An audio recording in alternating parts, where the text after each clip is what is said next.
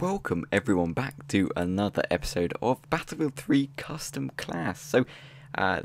Today is episode 9 and we are checking out the AKs-74u. So before I get into the episode entirely, I do want to mention that I do know that a few people commented on the previous custom class episode with some requests of what to do, and I will take those up. It's just I've been a bit scarce for time at this present second, so don't fret, they will be in the next episode. So with that out of the way, now we can get into today's episode. So the kind of loadout setup I would prefer for this weapon is iron sights, nothing on the barrel, and heavy barrel. But whereas that is my dream setup, the reality is probably the best setup for what you want to use on this weapon is either a Cobra sight, red dot sight. Holographic is quite nice, but it kind of looks really huge. But that works well. Holographic, any kind of red dot hollow sight works really well.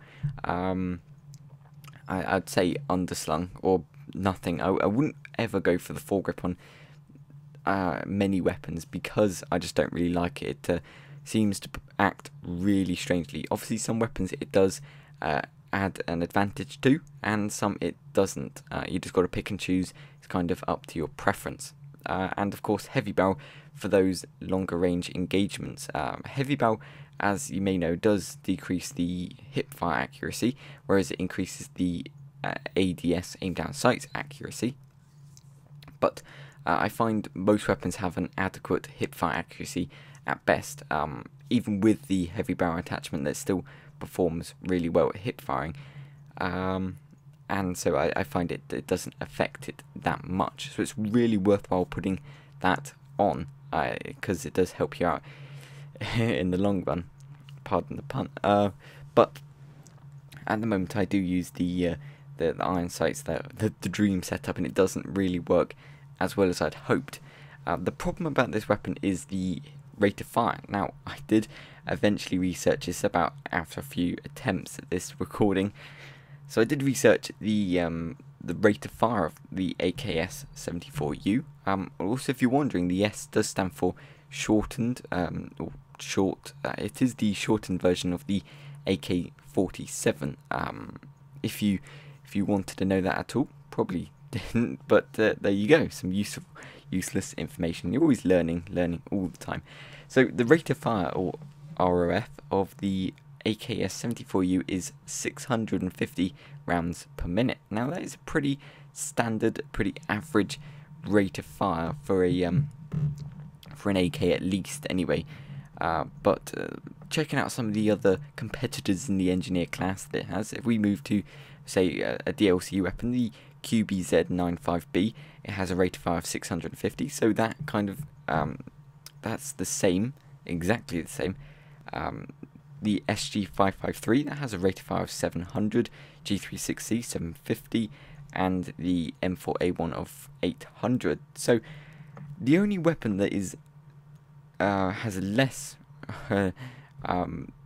rate of fire, if that's the best way of saying it, is the Scar H, as you would imagine.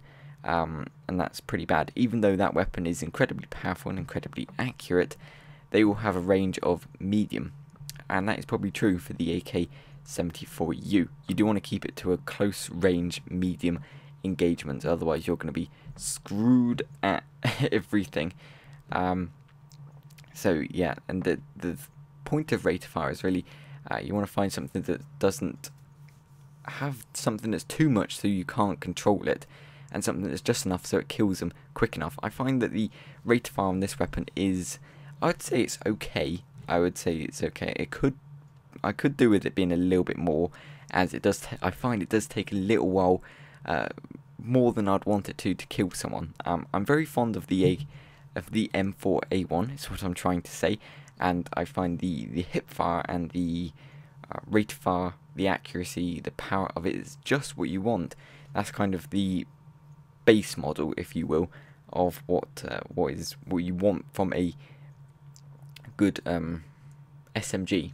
It's not really a PDW, it's a SMG, but yeah, and it's either way. I had a lot of fun doing this, and it's really, really good. So besides having no shower canals, every other map it really seems well on.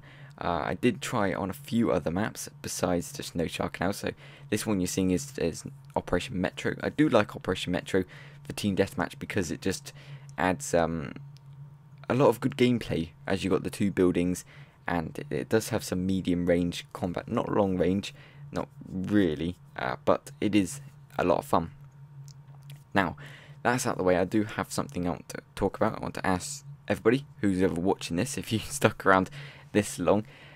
Most likely you didn't, but if you did, I congratulate you, and I'll just move on. So, I was thinking about the custom class series I'm doing. What can I do to do more of it, really, besides just Battlefield 3? And that's where you guys come in. So, I wanted to start doing Crisis 3, as I haven't been doing much on the multiplayer, so I want to do a lot more of that, and start doing maybe custom class episodes on Crisis 3. So basically the question is, what do you think? If you would like to see that, please do tell me in the comments, as that would really help me out. If you didn't, please do tell me if there's any reason why you wouldn't want to see that. I would really like to know as well. I'm not trying to question your opinions in any way. It's just kind of, I don't really know how to describe it, but yeah, so I want to try and start doing that if everybody actually wants to see something of that. But yeah, that's pretty much that.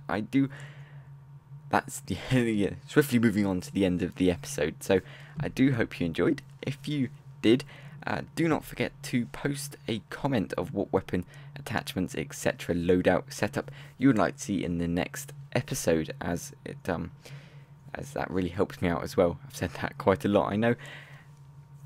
So don't forget to do that. And if you haven't already, first of all, I keep forgetting my outro. I keep forgetting how to do it.